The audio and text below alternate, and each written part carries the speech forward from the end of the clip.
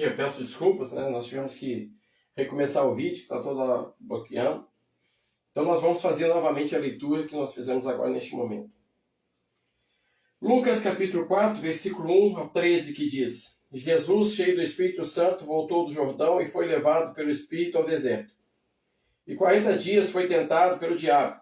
E naqueles dias não comeu coisa alguma, e terminados eles, teve fome. E disse-lhe o diabo: Se tu és o Filho de Deus, diz a esta pedra que se transforme em pão.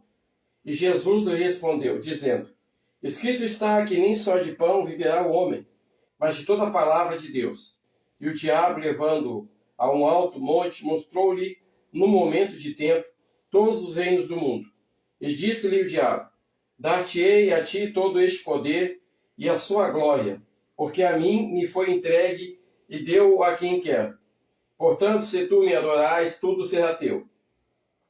E Jesus, respondendo, disse-lhe: Vai-te, Satanás, porque está escrito: Adorarás o Senhor teu Deus e só a ele servirás. Levou-o também a Jerusalém e pô-lo sobre o pináculo do templo. E disse-lhe: Se tu és o Filho de Deus, lança-te daqui abaixo.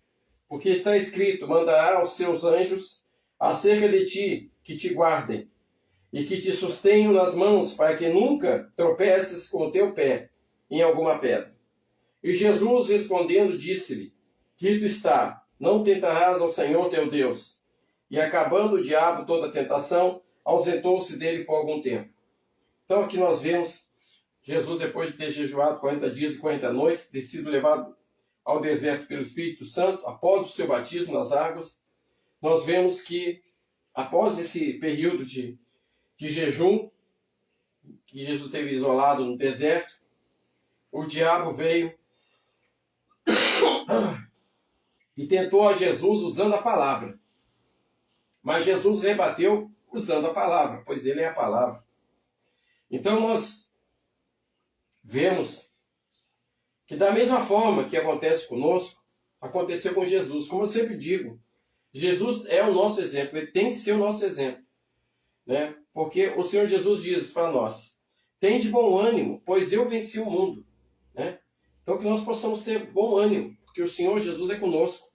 Então todas as vezes que o inimigo vem nos tentar, né, a palavra de Deus diz que não existe tentação maior do que possamos suportar, porque o Senhor é conosco, o Senhor não vai permitir que nós sejamos tentados além das nossas forças, né? Então que nós possamos resistir ao diabo e ele fugirá de nós. Então da mesma forma que Jesus foi tentado, nós também somos tentados. Mas Jesus venceu. E em Cristo nós somos mais do que vencedores. Amém?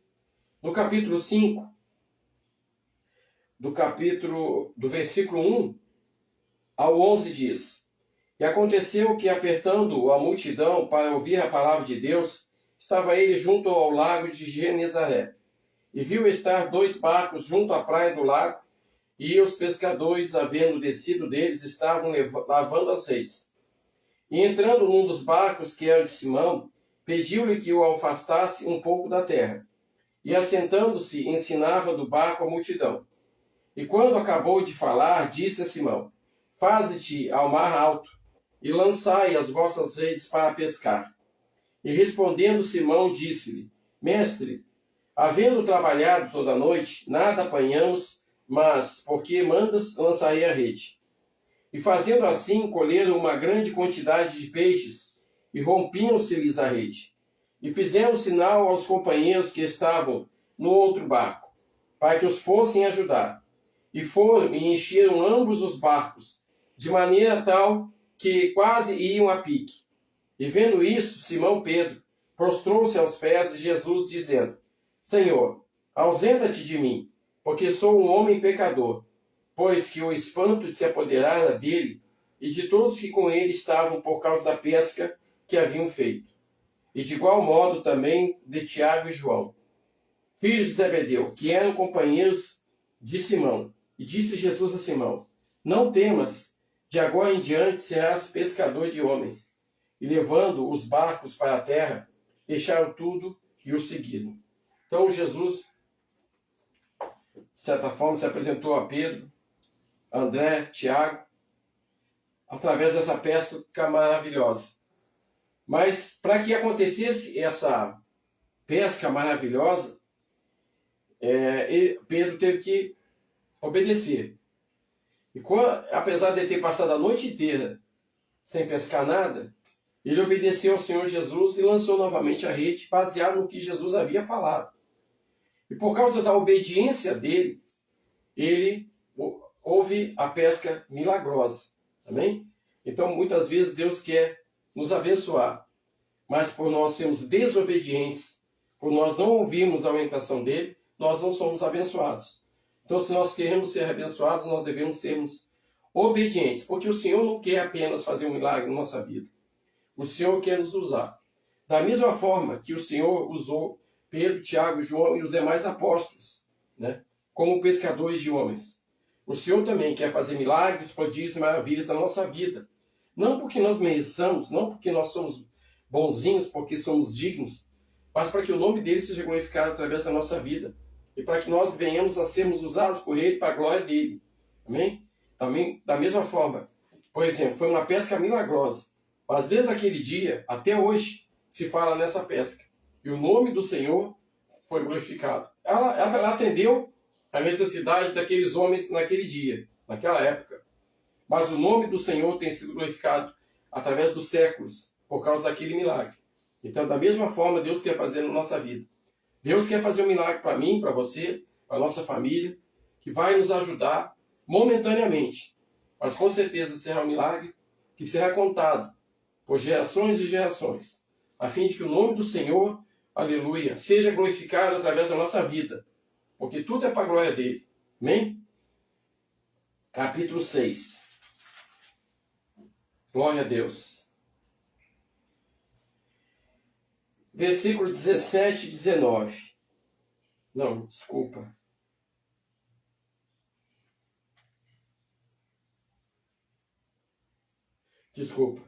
Versículo 12 ao 16. E aconteceu que naqueles dias subiu ao monte a orar e passou a noite em oração a Deus. E quando já era dia, chamou a si os seus discípulos e escolheu 12 deles, a quem também deu o nome de apóstolos: Simão, ao qual também chamou Pedro, e André, seu irmão, Tiago e João, Filipe e Bartolomeu, Mateus e Tomé, Tiago, filho de Alfeu, e Simão, chamado Zelote, Judas, filho de Tiago, e Judas Iscariotes, que foi o traidor. Então nós vemos aqui, o que nos chama a atenção, é que Jesus não escolheu os 12 de forma aleatória. Né? Todos eles tinham um propósito, todos eles tinham um objetivo. E antes de Jesus escolher, o que Jesus fez? Versículo 12. E aconteceu que naqueles dias subiu ao monte a orar e passou a noite em oração a Deus. Então muitas vezes nós tomamos atitudes precipitadas, querendo resolver as coisas, dar o nosso jeitinho, como um dia Abraão quis dar um jeitinho, né, com Agar, sendo que Deus havia feito uma promessa para ele. Mesmo assim, Abraão é conhecido como pai da fé, porque Abraão obedeceu. Estou querendo citar o Abraão, porque Abraão, como nós, não somos perfeitos, nós falhamos. Então, nós também, aqui no início do ministério, uma pessoa chegou se apresentando como evangelista e depois só queria pregar. Não queria evangelizar, não queria contribuir com a obra, não queria, passava mais de 30 dias se vindo no culto, mas era evangelista. Evangelista tem que evangelizar. Não adianta só ter o título. Então, mas foi um erro que nós cometemos no início e que nós aprendemos, né, com esse erro. Deus muitas vezes nos mostra uma pessoa. Deus nos mostra, né, certas atitudes nos chamam a atenção. Certas atitudes de irmãos ou irmãs nos chamam a atenção. Mas, como nós aprendemos com o nosso erro, nós temos procurado fazer da mesma forma que Jesus fez. Né? Todos nós precisamos passar pelo teste do tempo. Né? Eu conheci um irmão, meu padrinho de casamento, inclusive, e eu nunca me esqueço de uma referência que ele fazia. ou faz até hoje, porque graças a Deus ele ainda está vivo, com certeza faz. Nós só conhecemos uma pessoa se nós comemos 1 quilo de sal. Ninguém come 1 quilo de sal em uma semana, né? Nós demoramos um tempo para consumirmos o sal. Então, da mesma forma, nós demoramos algum tempo para conhecermos uma pessoa. Porque uma pessoa hoje ela pode se mostrar de uma forma, mas daqui a algum tempo ela pode se transformar. Porque a aparência, ela, né, se for só a capa, ela vai cair, né? Então, e para nós sermos obreiros, nós somos provados não pelo pastor, não pelo presbítero, não pelo evangelista, não pelo apóstolo. Nós somos provados por Deus. Deus nos coloca em situações que vão nos capacitando, né? Da mesma forma que o Senhor Jesus escolheu os 12, porque Deus mostrou para ele os 12, com certeza, né? Deus Pai, né? Que Jesus também é Deus, Deus Filho. E Jesus já sabia o que cada um ia fazer, né? Jesus já sabia que Judas ia o trair. Jesus já sabia de tudo. Jesus já sabia de tudo. Nós não. Nós não sabemos de tudo. Se Jesus orou antes de escolher os 12, nós também devemos orar para que o Senhor nos mostre quem serão os obreiros, quem serão aquelas pessoas que Ele escolheu para fazerem parte do ministério, para nos ajudarem, né? A palavra de Deus diz que a messe é grande, mas poucos são os operários. E nós oramos para que o Senhor mande operários. Nós oramos para que o Senhor mande pessoas que venham ombrear conosco, venham nos ajudar no estudo da palavra, venham nos ajudar no louvor, venham nos ajudar na adoração, venham nos ajudar no evangelismo, venham nos ajudar na contribuição de várias formas. Nós oramos, nós pedimos a Deus.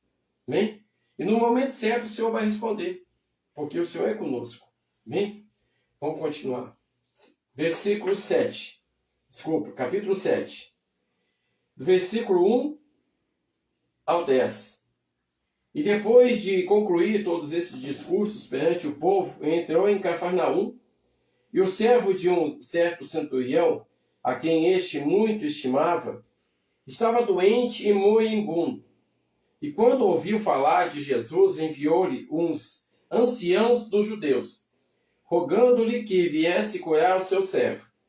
E chegando eles junto de Jesus, rogaram-lhe muito, dizendo: é digno de que lhe concedas isso, porque ama a nossa nação e ele mesmo nos edificou a sinagoga.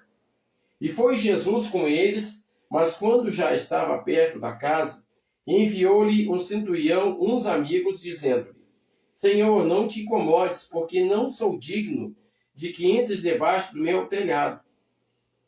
E por isso nem ainda me julguei digno de ir ter contigo. Dize, porém, uma palavra, e o meu criado sarará. Porque também eu sou homem sujeito à autoridade, e tenho soldados sob o meu poder. E digo a este, vai, e ele vai, e a outro, vem, e ele vem. E ao meu servo, faze isto, e ele o faz. E ouvindo isso, Jesus maravilhou-se dele, e voltando-se disse à multidão que o seguia: digo-vos que nem ainda, nem Israel tenho achado tanta fé. E voltando para casa, os que foram enviados acharam são o servo enfermo. Amém? Então aqui nós vemos que o centurião era um pagão, né? Mas quando ele ouviu falar de Jesus, quando ele creu. E creu e acreditou que Jesus podia curar o seu servo. E foi o que o Senhor Jesus fez. Mas ele tinha tanta fé que ele disse que Jesus não precisava ir lá tocar no servo, não precisava ir na casa dele para curar o servo. Bastava uma palavra que ele seria curado. Porque ele não se via digno, como um pagão, de receber o Senhor Jesus. Aleluia. Então, muitas vezes nós vemos que pessoas que não conhecem o Evangelho, pessoas que não frequentam uma igreja evangélica, mas que só ouviram falar de Jesus, Muitas vezes essas pessoas têm mais fé do que aquelas que nasceram num berço evangélico ou que frequentam uma igreja. Porque, na verdade, essas pessoas não tiveram ainda contato com Jesus. Elas vão levando a vida, né, de oração em oração, mas não tiveram uma experiência com Jesus. Mas aquele homem, não, aquele homem, apesar de ele ser um pagão, ele ouviu que Jesus fazia milagres, curava. Então ele acreditou que Jesus podia todas as coisas. Podia inclusive curar o seu servo. Mas não se via digno de receber Jesus na casa dele. Então que nós possamos ter a humildade desse homem, mesmo nós sendo evangélicos. Que nós possamos buscar o Senhor Jesus da mesma forma que aquele homem buscou. Que nós também venhamos a entender que nós não somos dignos. Mas por causa de uma palavra, nós seremos salvos. Uma palavra do Senhor Jesus pode transformar a nossa vida. Uma palavra do Senhor Jesus pode transformar a nossa realidade. Para a glória do nome dele. Amém? No capítulo 8, eu peço perdão, hoje eu estou meio, vamos dizer assim, enrolado, estou bastante gripado, estou meio aéreo, assim, não estou muito bem, mas estamos aqui para fazer a vontade do Senhor. Amém? Capítulo 8, versículo 1 ao 3, que diz: E aconteceu depois disso que andava de cidade em cidade, de aldeia em aldeia, pregando e anunciando o evangelho do reino de Deus, e os 12 iam com ele. E também algumas mulheres que haviam sido curadas de espíritos malignos e de enfermidades. Maria, chamada Madalena, da qual saíram 7 demônios, e Joana, mulher de Cusa, procurador de Herodes, e Susana, e muitas outras que o serviam com suas fazendas, com seus bens. Amém? Então aqui nós vemos que esse também é um ministério. Quando uma pessoa, por exemplo, né, ela tem posses, mas ela não tem tempo, por exemplo, para trabalhar diretamente na obra do Senhor. É uma pessoa assim que né, ela teme ao Senhor, né? O chamado dela é ajudar na obra do Senhor com seus bens, da mesma forma que aquelas mulheres que ajudavam por serem gratas ao Senhor. Então, de certa forma, elas ajudavam o Senhor, né, com os seus bens. Naquela época, não era as mulheres, por exemplo, elas não podiam frequentar a sinagoga. Elas não podiam entrar na sinagoga. Não podiam participar da leitura da Torá, etc.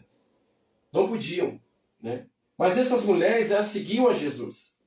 E Jesus, por exemplo, não enviou elas como ele enviou os 12, porque se o Senhor Jesus tivesse enviado elas naquela época, elas teriam escandalizado. Então o Senhor Jesus, né, não enviou elas junto com os 12 para curar, libertar, expulsar demônios, melhor dizendo, pregar a palavra, para que não houvesse um escândalo. Mas o Senhor permitia que elas andassem com ele. Por quê? Porque o Senhor é inclusivo. Então ele deixou que aquelas mulheres, e o ministério delas era ajudar com as suas finanças, com os seus bens, né? Então, muitas vezes tem pessoas que, pastor, mas eu não tenho recursos suficientes para ajudar na obra. O Senhor não pergunta quanto você tem. O Senhor não quer saber se você tem R$1 ou você tem 1 milhão. Não, o Senhor não faz essa pergunta, né? O Senhor sabe o seu coração. Jesus deu mais valor à oferta da viúva pobre do que dos ricos. Então, muitas vezes a gente deixa de ofertar na obra do Senhor porque a gente acha que está dando pouco, né? Certa vez, um irmão, né, ofertou 1 centavo. Meus irmãos, é oferta. Se o Senhor tocar no coração,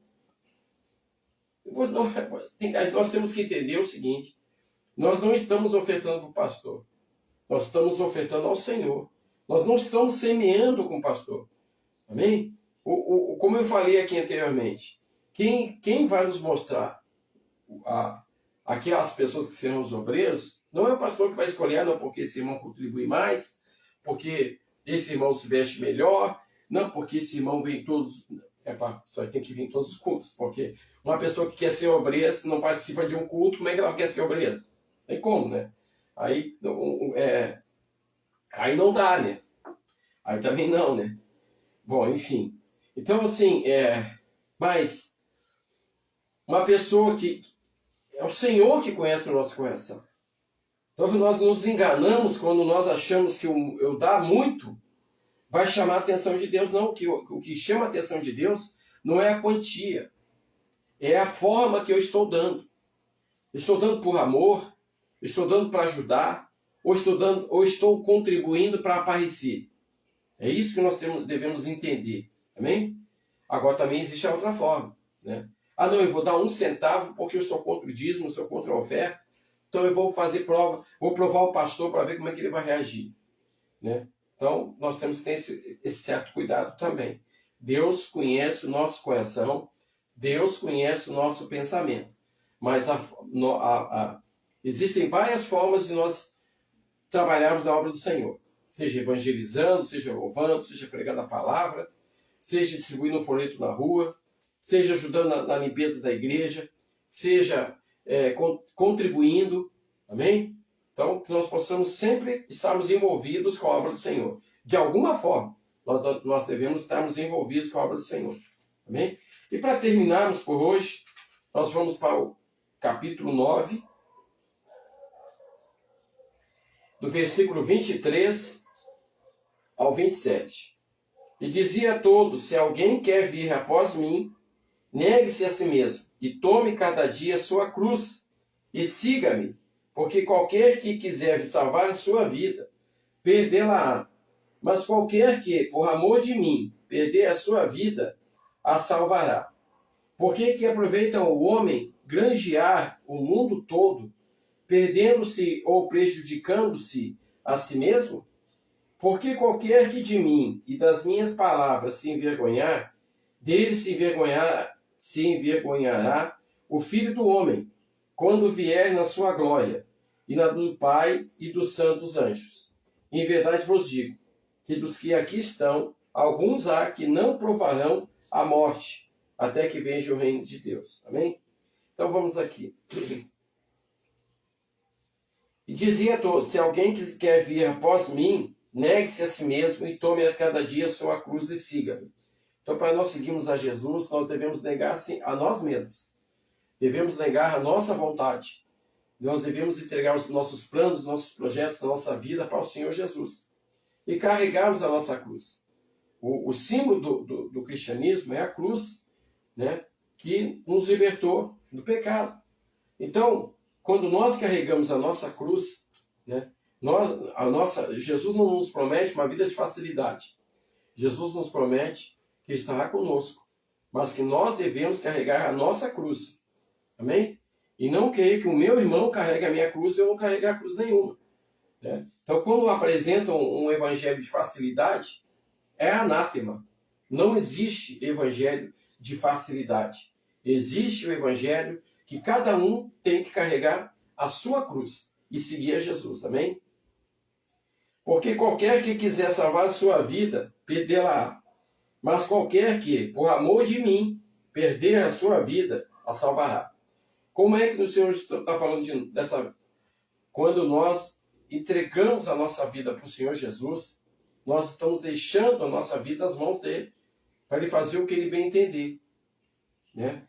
Então nós nunca esqueçamos que a vontade de Deus para nós é que nós venhamos a prosperar, né? A vontade de Deus, ela é boa, perfeita e agradável. Então, se a vontade de Deus ela é boa, perfeita e agradável, é que são coisas boas que virão. Mesmo que haja lutas, mesmo que hajam tribulações, mesmo que hajam dias difíceis, dias tristes, dias maus, o choro pode durar uma noite, mas a alegria vem pela manhã. Amém? Então, que nós não esqueçamos, confiemos no Senhor, sempre, em nome de Jesus. Por que aproveita o homem granjear o mundo todo, perdendo-se ou prejudicando-se a si mesmo? Então não adianta eu querer ganhar o mundo inteiro e prejudicar a minha e a minha família. Então, quer dizer, eu tenho que me preocupar comigo, com a minha família e depois com os demais. Amém? Então, Então que nós possamos, eu quero evangelizar, eu quero ganhar almas. Amém. Mas antes de você querer ganhar almas, você tem que buscar o Senhor. Não se vá pela internet. Tem pessoas que querem ganhar almas porque elas querem ir para a internet falar do que elas não experimentaram. Falar do que elas não conhecem. Para ganhar like, para ter visualização, para ganhar dinheiro. Não é para isso que o Senhor nos chama. Amém? Então, se nós realmente queremos ganhar o mundo inteiro, que em primeiro lugar nós venhamos a buscar o Senhor. Nós venhamos buscar, termos experiências com o Senhor. Depois que nós estivermos firmes na presença do Senhor, principalmente se nós não negarmos ao Senhor, se nós não corrermos atrás de outros deuses, mas confiarmos no Deus único, vivo e verdadeiro, somente assim nós podemos ganhar o mundo todo. Mas enquanto isso não acontecer, enquanto nós não estivermos firmes na presença do Senhor, amém? Que nós procuremos primeiro para nós, depois para a nossa família, depois para o mundo. Amém? Porque qualquer que de mim e das minhas palavras se envergonhar, dele se envergonhará o Filho do Homem, quando vier na sua glória e na do Pai e dos santos anjos.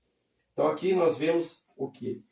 Tem pessoas que são evangélicas, mas por causa de uma profissão, elas se escondem atrás daquela profissão. Mas porque se eu falar que eu sou evangélico, a pessoa não vai. O que eu falar, a pessoa não vai concordar. Porque eu vou deixar. Porque a minha profissão, por exemplo, eu sou psicólogo. Então, como sou psicólogo, eu aprendi sobre Freud, sobre os psicanalistas, e eles são contrários à Bíblia. Então, eu tenho que ir de acordo com a minha profissão. Não. Você não tem que ir de acordo com a sua profissão. Você tem que ir de acordo com o que a palavra de Deus te diz que você tem que ir. Porque se você negar Jesus Cristo, ele no último dia vai te negar. Mas eu sou militar, e aí, lá eu tenho que ser o cara. Não, você não tem que ser o cara. Você tem que demonstrar que você serve ao Senhor Jesus Cristo. Amém? Então, é isso que... mas eu sou médico. O Senhor Jesus é o médico dos médicos. Nós não podemos nos envergonhar de dizer o que somos. Nós somos evangélicos, nós acreditamos, nós seguimos ao Senhor Jesus, então nós não devemos pregar em tempo e fora de tempo. Amém? Em verdade vos digo que dos que aqui estão, alguns há que não provarão a morte até que vejam o reino de Deus. Então, nós podemos dizer que da mesma forma que Jesus disse para aquelas pessoas daquele tempo, né? E nós podemos dizer, tem pessoas que estão preocupadas com o fim do tempo, estão preocupadas com se o arrebatamento da igreja vai ser antes ou depois da tribulação, da grande tribulação. Acho que nós já estamos começando a viver os últimos dias, o princípio das dores. Nós devemos nos preocupar com a nossa salvação, não com o tempo, porque o tempo não pertence a nós. Se vai ser antes ou depois da tribulação, eu acredito que vai ser antes. Mas não é porque eu acredito que vai ser antes que eu vou dizer para você, vai ser antes. Leia a palavra e tire suas conclusões. Mas leia a palavra.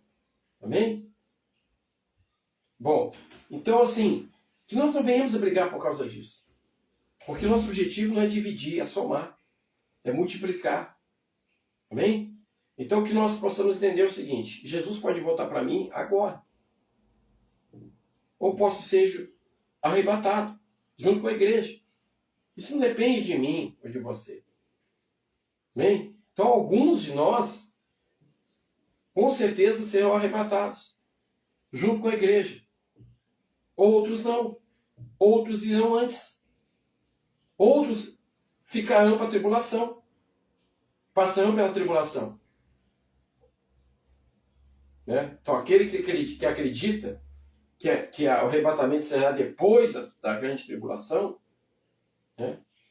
O arrebatamento da igreja, tudo bem, o arrebatamento da igreja pode ser depois da grande tribulação. Mas o meu ou o seu arrebatamento pode ser antes. Porque quando nós morremos, nós nos encontramos com o Senhor Jesus. Amém? Então, que nós possamos meditar nessa palavra. Como eu disse no início do culto, nós tivemos que cortar, porque nós tivemos um problema, né, que o Facebook estava bloqueando o nosso vídeo anterior. Então, por isso, nós resolvemos fazer esse segundo vídeo. E a partir do mês de novembro, esse culto será o culto da palavra. Nossa intenção é que os irmãos e irmãs leiam, só para ver se nós não tivemos nenhum problema, se continua gravando. Amém. Glória a Deus, não tivemos. Então, antes de nós finalizarmos, como eu disse, culto de domingo de manhã será o culto da palavra. Nossa intenção é incentivarmos os irmãos e irmãs a lerem a palavra durante a semana. Por isso nós colocamos um capítulo por dia. Meus irmãos, para quem está começando, pode ser muito, né? Mas tem pessoas que leem a Bíblia em um ano. Então, para você ler a Bíblia em um ano, você tem que ler mais de um capítulo. Mais de um capítulo por dia, para que você consiga ler a Bíblia em um ano. Amém? Nós não temos essa pretensão ainda. Nossa intenção é que os irmãos leiam a Bíblia. Por isso, nós colocamos a leitura de um capítulo por dia. Então, nossa intenção, a partir do mês de novembro, não vamos tirar o estudo da palavra e vamos colocar apenas o culto da palavra.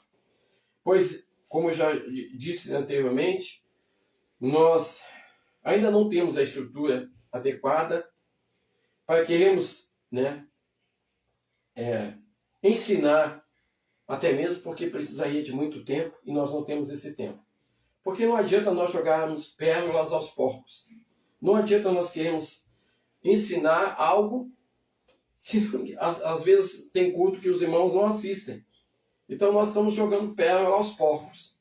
Então, para que a gente não faça isso, a gente vai lançar a palavra. Nós vamos semear. Amém? E é uma forma de nós incentivarmos aqueles irmãos e irmãs a lerem a palavra, né? Enfim. E quando nós tivermos a estrutura adequada, para dividirmos em classes, né? Os senhores, as senhoras, os casais, né? Os adolescentes, os jovens, as crianças, os novos convertidos, aí nós faremos esse culto como uma introdução, uma breve introdução, e cada um irá para a sua classe para aprender, né? com aqueles irmãos e irmãs que serão os obreiros, e que o Senhor vai nos ajudar, vai nos mostrar, como nós acabamos de ler, né? Com certeza o Senhor vai nos mostrar quem serão essas pessoas capacitadas, pessoas que têm um conhecimento maior, né? E que vão poder nos ajudar com o ensino da palavra também, né? Porque senão fica muito puxado só para uma pessoa ensinar, amém? Então, assim, nós não somos nós estamos aqui para aprender, nós estamos aprendendo também, amém? Fazemos curso porque queremos aprender. Com a palavra de Deus, a gente tem que estar sempre aprendendo, porque o Senhor está sempre falando conosco. Então, obrigado por você que assistiu o nosso culto até aqui. Deus te abençoe em nome de Jesus. Tenha um excelente domingo. Pai amado, Pai querido, Deus eterno e todo-poderoso, te agradecemos por tudo. Toda honra, toda glória e todo louvor são para ti. Meu Deus, usa-nos, capacita-nos para que possamos, meu Deus, ganharmos para ti. Que esse culto, Senhor, chegue ao maior número de pessoas, meu Deus, para que elas tenham contato com a tua palavra, dentro do Brasil e fora. Sabemos, meu Deus, que falamos em português, sabemos de todas as coisas. Mas o Senhor é o Deus Todo-Poderoso. O que nós queremos, meu Deus, é pregarmos a tua palavra, é ganharmos almas para ti. Não queremos sucesso, não queremos fama, não queremos poder, não queremos riquezas. O que nós queremos, o Senhor nos chamou para pregarmos a tua palavra. Estamos aqui te obedecendo. Estamos aqui que nem Pedro fez quando lançou aquela rede pela segunda vez, mesmo não tendo pescado nada. Ele confiou na tua palavra. Ele confiou na tua palavra e jogou a rede de novo. E é isso que nós temos feito, Senhor, a cada culto, jogado a rede. E cremos que chegará o dia em que nós recolheremos a rede cheia para a glória do teu santo nome. Que assim seja, meu Senhor e meu Deus, em nome de Jesus Cristo. Amém. Que a graça de nosso Senhor Jesus Cristo, o amor de Deus e a comunhão com o Espírito Santo esteja sempre presente conosco e nós digamos amém.